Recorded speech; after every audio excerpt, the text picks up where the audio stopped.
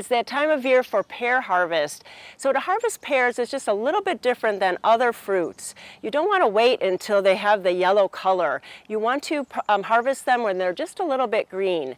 So what you do is you take the pear and just gently take it at a 45-degree angle. If it comes really quickly, you know that one is ready to harvest. If the pear doesn't come off quickly, it's not ripe and you need to wait a few days before you pick it. After you have harvested the pears, it's best if you put them in the refrigerator. What this does is it slows the ripening down, it evens it out, and you don't get that mealy texture that pears can sometimes get. After a few days, take them out and put them on the counter to continue the ripening process.